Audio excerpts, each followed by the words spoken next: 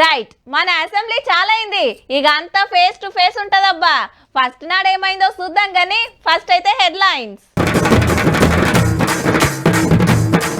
Assembly మీటింగ్లు షురు 19న budget 27న ఆఖరు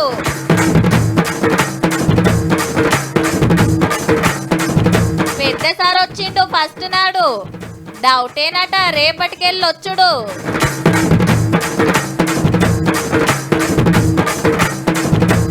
మస్తు చేసి పెట్టిండ్రట అప్పులు అందుకేనట ఇప్పుడు తిప్పలు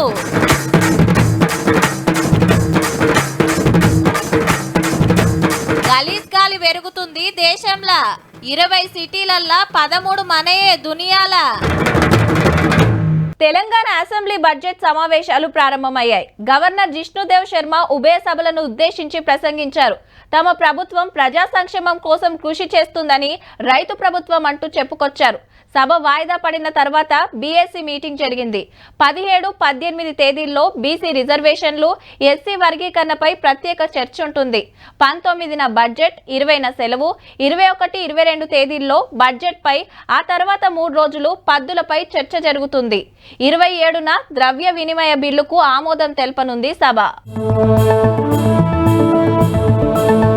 అసెంబ్లీ ఆకిట్లా గవర్నర్ సార్ కార్ దిగంగానే పెద్ద మనుషులంతా గిట్ల ఎదుర్కొన్నాక ఈడ పోలీసుల గౌరవ వందనం తీసుకొని లోపలికి నడిచిండు మర్యాద ప్రకారం దోలుకొచ్చి మీదికి పంపిరు జిష్ణుదేవ్ సార్ను జాతీయ గీతంతో మీటింగ్ చాలా అయ్యింది ఇటు కాంగ్రెస్ అటు బీఆర్ఎస్ నడిమిట్ల బీజేపీ ఎంఐఎం సిపిఐ మెంబరు ఈడ సీఎం రేవంత్ రెడ్డి సారు ఈడ పాత సీఎం కేసీఆర్ సారు ఫస్ట్ నాడు వచ్చి అటెండెన్స్ అయితే వేసుకున్నాడు తెలంగాణను ఎట్లా డెవలప్ చేస్తుంది సర్కార్ వాళ్ళు రాసిస్తే పాఠం ఒప్ప చెప్పిండు గవర్నర్ సారు తెలంగాణ పెద్దలను యాద్ చేసిండు గిట్లా గద్దార్ గుడా అంజాయ బండి యాదాద్గిరి అండ్ అదర్స్ 10 ఏళ్ల తర్వాత రాష్ట్ర గీతం తెచ్చింది తెలంగాణ తల్లి విగ్రహం పెట్టింది చెప్పిండు జయ జయ హే తెలంగాణ జనని జయ కేతనం as the state song is a celebration of the past పెట్టిన పథకాలు నడుస్తున్న పనుల గురించి చెప్తుంటే అటుకెంచి లొల్లి లొల్లి చేసిరు గులాబీ పార్టీ వాళ్ళు my government has implemented a rupees 2 lakh crop loan waiver benefiting 25.35 lakh farmers, a bonus of rupees 500 per quintal for Sanakaram paddy.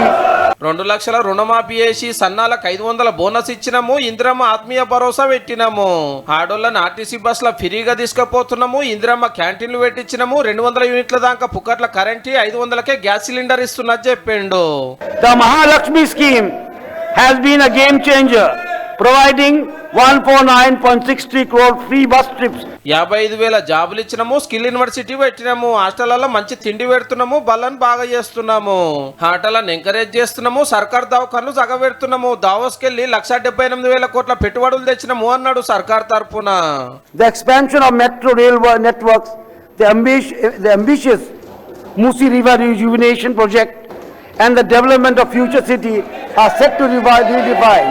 Krishna నీళ్లు ఆంధ్ర గవర్నమెంట్ మలుపుకోకుండా లడాయి చేస్తున్నది సాటింపేసి బీసీలకు 42% రిజర్వేషన్లు పక్కా ఇస్తామన్నారు For 42% reservation for backward classes BCs based on finding of this recently conducted survey.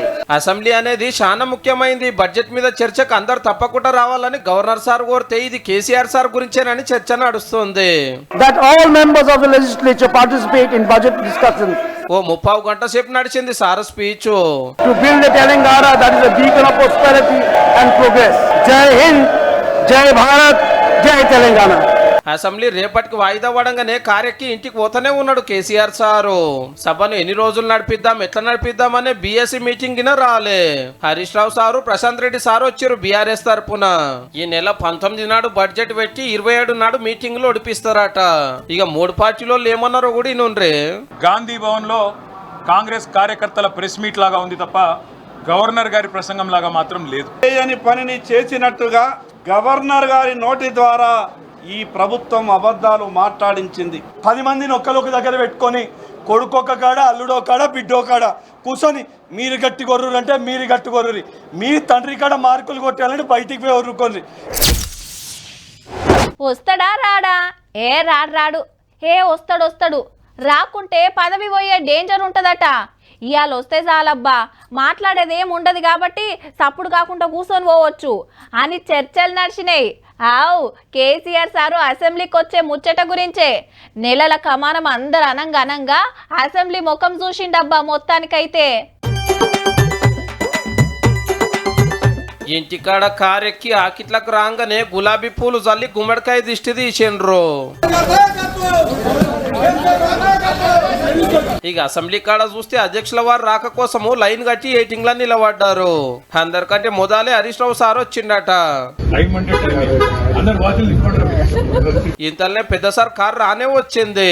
గిట్ల ఎదుర్కొని కొందరు పూల గుత్తులు ఇస్తే కొందరు దీవెన అర్తి తీసుకున్నారు.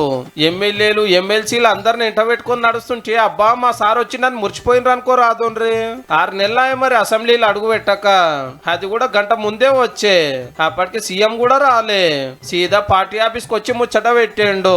పరేషాన్ కాకుండ్రి, పార్టీ మారిన గూడెం మైపాల్ రెడ్డి సారే నా కొడుకు లగ్గం ఉన్నది తప్పకుండా రావాలని కారెట్ ఇచ్చిండట. ఇక సభలకు పోయి ప్రధాన ప్రతిపక్షం లీడర్ జాగాలో కూకున్నాడు. గవర్నర్ సార్ స్పీచ్ చదువుతుంటే అదే పేపర్ ఉంటది కాబట్టి సార్గిన చూసిండు. అంతా గవర్నమెంట్ గొప్పతనమే చెప్పుకున్నారని కారు ఎమ్మెల్యే లొల్లి పెడుతున్నా సార్ అయితే సైలెంట్ గా ఉన్నాడు. వాయిదా వడంగానే కారు వేసుకొని ఇంటికి పోతానే ఉన్నాడు. లెక్కకైతే బీఎస్సీ మీటింగ్ కూడా పోవాలి మెయిన్ లీడర్ కాబట్టి. సభ ఎన్ని రోజులు నడపాలనేది డిసైడ్ అయ్యేది ఈడనే. ఏహే రాలేదనుకుంటా వచ్చి హాజరేసుకున్నా ఇంకేమున్నది అనుకున్నాడేమో. 60 రోజులు దుమ్మా కొడితే ఎమ్మెల్యే పదవి పోతుందట. మరి 60 పని దినాలైంది అని వచ్చిండ్రా, రోజు రావాలి, మీ సూచనలు సలహాలు ఇవ్వాలని చెప్పండి. అయితే గవర్నర్ సార్ వచ్చిన రోజు అటెండెన్స్ కిందికి రాదట రూల్స్ ప్రకారము. మరి రేపటికెళ్ళి వస్తాడో అదే ఎక్కువ అని పరాకతిగా ఫామ్ హౌస్ పోతాడు. కేసీఆర్ సార్ అసెంబ్లీకి వచ్చాడు కూడా పెద్ద వార్త అయింది పో.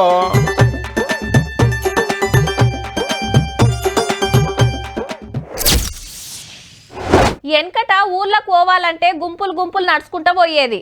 అటెనక ఎడ్ల బండ్లు కట్టుకున్నాం. సైకిళ్ళ మీద ఓడు పెరిగింది. స్కూటర్లు, బస్సులు, రైలు బండ్లు, తర్వాత కార్లు, విమానాలు, సముద్రం మీద ఓడలు, ఇట్లా మనిషి ప్రయాణం చేసే తరీకే మారింది. రోజుల కంచి గంటలల్లా దేశాలు చుట్టొచ్చే ఇకమత్ చేసుకున్నాం. ఇంత టెక్నాలజీ పెంచుకుంటున్నాం. అంతా మంచిగానే ఉన్నది కానీ ఇంకో దిక్కు ఇగో గిట్లయితాంది. ఎందుకొచ్చిన ఏఐ రా అని నెత్తులు పట్టుకోవచ్చు సాఫ్ట్వేర్ వాళ్ళు.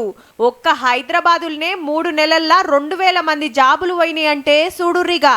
ఆర్టిఫిషియల్ ఇంటెలిజెన్స్ తోటి పని అలకగైతుంది. మళ్ళా 10 మంది ఒక్క రోజులో చేసే పనిని ఇది 1 గంటలనే చేసి పడేస్తుంది. ఎట్లా అంటే కాగితం మీద పెన్నుతోటి మనం లెక్కలేయాలంటే జరంత టైం పడుతుంది. అదే క్యాలిక్యులేటర్ కొడితే ఎమ్మట తేలిపోతుంది. సేమ్ గట్లనే అన్నట్టు సాఫ్ట్వేర్ ఇంజనీర్లు రాయాల్సిన కోడింగ్ సుత ఇదే రాయబట్టే. ఫోన్లు, కంప్యూటర్లు, మిషన్లు, చదువులు, కొత్త గట్టే బిల్డింగ్లు ఇట్లా అన్నిట్లో వచ్చేసింది. ఇల్లు కట్టాలంటే ఓ ఇంజనీర్ పిలాని గీస్తానికి ఓ 2-3 గంటలు పడితే ఏఐ తోటి నిమిషాలలోనే వేసి పడేయచ్చు. కట్టినాక ఎట్లుంటదో 3D బొమ్మలు సుత చూసుకోవచ్చు. గంత రువ్వడున్నది. పని జప్పునైతుంది, అలకగైపోతుంది. హీగేముంది, కొలువులు చేస్తోళ్ళని తగ్గించి ఈ టెక్నాలజీ పెంచుతున్నారట చిన్నగా.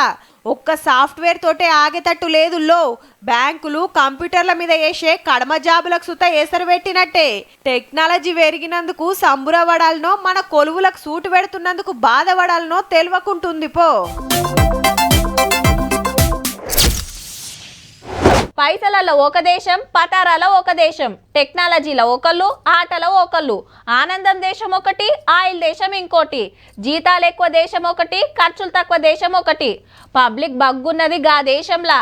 ఏడాది దేశం, మంచు దేశం, చల్లటి దేశం, అడవుల దేశం, ఇట్లా ఎన్నో ఉన్నాయి అబ్బా. హాగో మరి మనదేం లేదా అంటారా? ఎందుకు లేదు, బరాబర్ ఉంటది భారతదేశం కూడా. భారతదేశం అంటే ఏమనుకుంటున్నారు, దునియాలనే దూసుకపోతుంది. తోపు 20 సిటీలలో 13 మనయే. మళ్ళా ఇంతకి ఎండ్లనో ఎరికేనా గలీజ్ గాలి మోపియేసుట్లా. భూమి మీద గాలి కాలుష్యం ఎక్కువ అవుతుందని పట్టణాలలో పరీక్షలు చేస్తే ఒక గంటల ఇండియాని అందుకునే దేశమే లేదట. ఇంకొకటి అస్సాం రాష్ట్రంలో ఉన్న బెర్నిహాట్ సిటీ ఫస్ట్ ర్యాంకు ఓటేస్తే సెకండ్ ఢిల్లీ, అటెంక ములాన్పూర్, ఫరీదాబాద్, గురుగ్రామ్, గాంధీనగర్, నోయిడా, భివాడి, ముజఫర్ నగర్ ఉన్నాయి. అంతేకాదు దేశ రాజధానులలో బగ్గా గాలి ఖరాబ్ అయింది ఏడంటే అది కూడా మన ఢిల్లీలోనేనట. మొగుళ్ళు దాకే బంగ్లాలు కట్టుడు, గుట్టలు వలగొట్టుడు, ఇరాం లేకుండా కంపెనీలు నడుచుడు, బండ్ల పొగ బగ్గవుడు, దుమ్ము దూసరం మోపై గాలి తెల్లరైతుందట. మళ్ళా పచ్చటి అడవులకు పడితే కండ్లు మండి పొతం పెట్టుడే నాయే. గిట్లయినాక ఇంకేముంటది, ఇంత సుఖమైన గాలి వీలిస్తే అడ్డమైన భీమాలు, నడమంత్రం సావులు. ఢిల్లీలో చూస్తలేం పతేడు ఎంత పరిశాన్ ఉంటుందో. ముసమర్రక ఆగమాగం చలికాలంలోనైతే నెరి అప్పుడప్పుడు గిట్లా ట్యాంకర్లతోటి నీళ్లు పిచికారీ చేసి గాలిని తేటగా చేస్తున్నారంటే ఎంత డేంజర్ ఉన్నదో చూడండిగా. ఏహెగ్గా సిటీలలో మన లేదని మురుసుడు కాదు, హైదరాబాద్ లగిన తాపకింత పెరుగుతూనే ఉంది. జాగ్రత్త పడకుంటే చెప్పునే మన పేరు కూడా గా లిస్టులు ఎక్కుతుందో.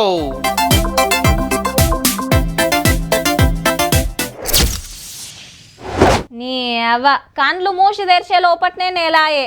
ఇంటికి రాయి కట్టాలి, పోరల బడి ఫీజు ఇవ్వాలి, సరుకు సోదలకు కావాలి, ఉప్పు మిరపకాయ రేవాలి, వచ్చే ఆమ్దాని అవుతున్న ఖర్చులకు పొంతనే లేదబ్బా అని బాధపడుతుంటారు.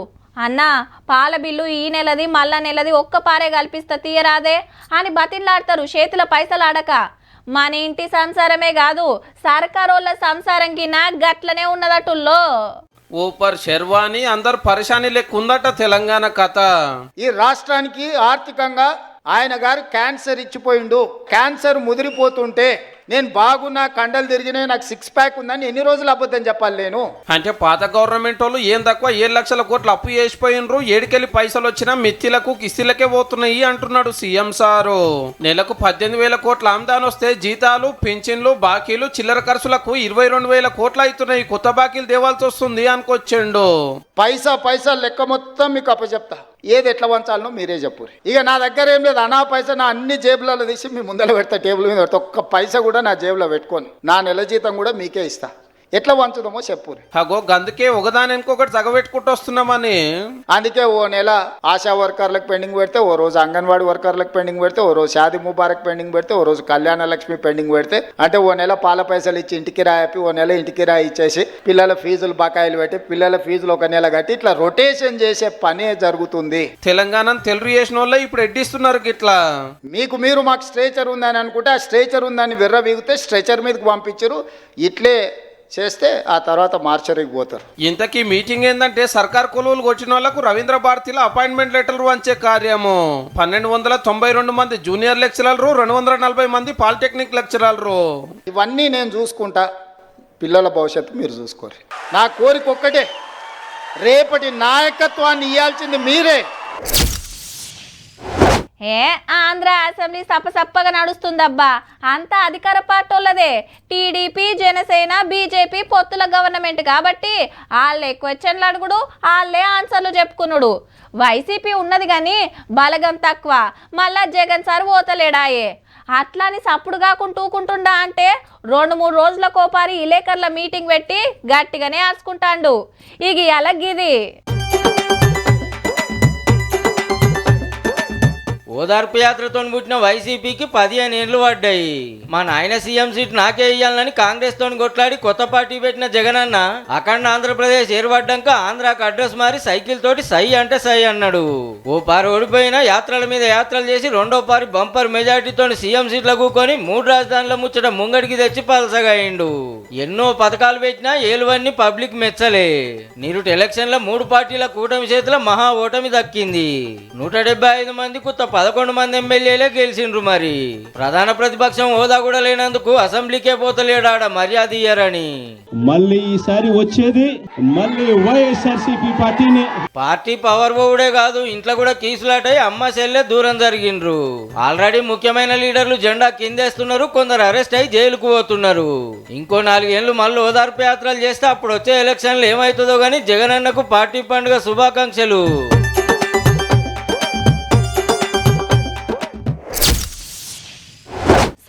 సోమవారం జిల్లా కలెక్టరేట్లకు లైన్లు కడుతుంటారు. ఇటు కలెక్టర్ సారు, అటు ఆఫీసర్లు అందరు ఒక్క దగ్గరనే దరఖాస్తులు ఇచ్చుడు, తిప్పలు చెప్పుకునుడు, ఎమ్మటే ఆఫీసర్లకు ఫైళ్లు పంపి అరుచుకునుడు నడుస్తుంటది. కానీ అట్ల సుతా కొందరు సమస్యలు తీర్తలేవట. ఎన్ని మాటలు తిరగాలని సీదా హైదరాబాద్ వస్తున్నారు. ఇక ఏమో అనుకున్నాం, ప్రజాభవన్ల ప్రజావాణి మంచిగానే నడుస్తుంది. 15 నెలల్లో 53,000 కంప్లైంట్లు వస్తే 35,000 తష్ప చేసిండట. అంటే 100కి 66 మంది తిప్పలు తీరినట్టు. ప్రజావాణి ప్రజాపాలన మీద ఇలా మీటింగ్ పెట్టి గీ లెక్కలు చెప్పిండ్రు. మా సక్సెస్ రేట్ కూడా 66% ఉంది. మేము ఫస్ట్ క్లాస్లో పాస్ అయినాం. కాంగ్రెస్ సర్కార్ వచ్చిన తెల్లారే ప్రజాభవన్ల ప్రజావాణి చాలు చేస్తే 33 జిల్లాలకెళ్ళొచ్చి కష్టాలు చెప్పుకుంటున్నారు. ప్రతి మంగళవారం శుక్రవారం నడుస్తుంది. దరఖాస్తులు తీసుకొని పక్కకు పడేయకుండా కంప్యూటర్లకు ఎక్కించి ఎవల జిల్లాది వాళ్ళ కలెక్టర్ కు పంపితే వాళ్ళు చూసుకుంటుర్రిగా. భూముల లొల్లులు, ఇండ్లు, రేషన్ కార్డులు, పింఛన్లు, దవాఖాన ఖర్చులు, మంచి చెడు ఇట్లా ఎన్నో తీర్ల అప్లికేషన్లు వస్తున్నాయి.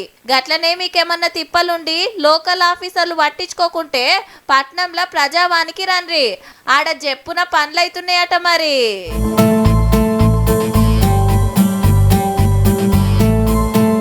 చూసిండ్రు కదా, ఇక ఇయాల్టి తీన్మార్ వార్తలు. ఉంటామల్లా, నమస్తే.